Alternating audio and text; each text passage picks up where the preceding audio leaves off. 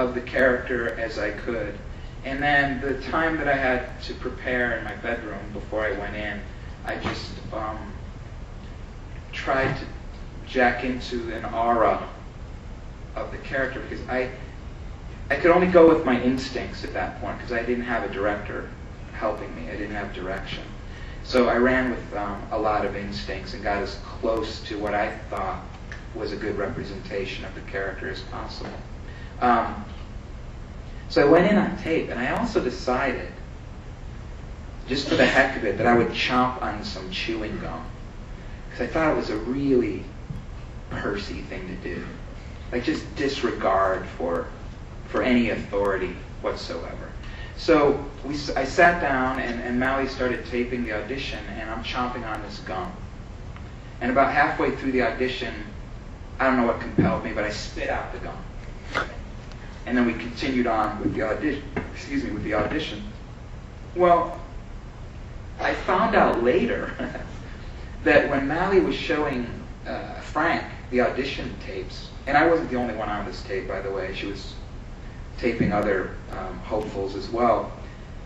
When I came up on the screen and I'm chomping this gum, Frank said to Mally, I hate it when actors chew gum. Fast forward. I don't want to see it. And Mally saved the day. Mally said, Frank, trust me, he's going to spit the gum out soon. So endure the gum chomping and just sit through it and then make your decision. So therein lies the power of a casting director. The casting director can't cast you in the movie. That's the director's job. But a casting director can influence the director, and luckily I had Mally Finn on my side because she saved the day. There's only one rule in Hollywood. Does anybody know what it is? What's that?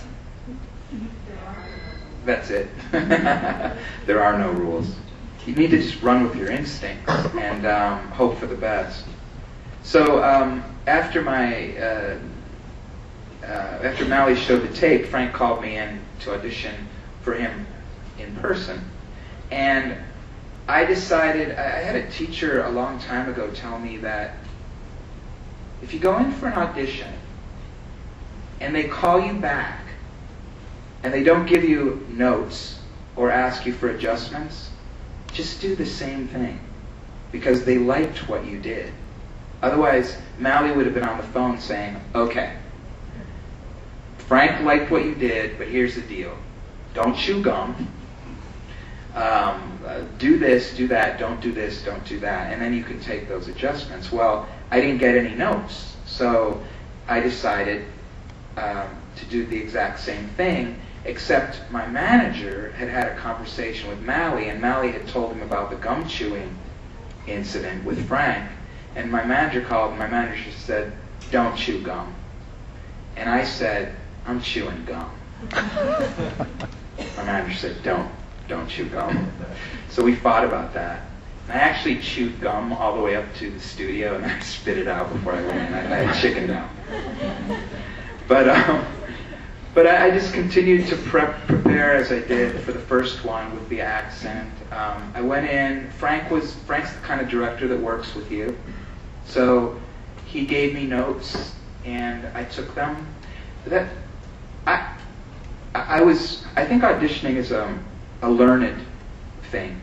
Some people might instinctively jack into it and give stellar auditions all the time and actually like it. But I know a lot of actors who just despise it. I know like Robert De Niro supposedly is horrible at auditioning, as well as some really other wonderful actors. They just suck when it comes to auditioning, but they're brilliant, in their movies and on stage. I've been kind of half and half. Sometimes I'll go in and I don't know. I feel so centered, I'll just knock it out of the ballpark. And other times I walk out of there just going, what in the world? But they're both gifts, because as I failed in my auditions, I succeeded. And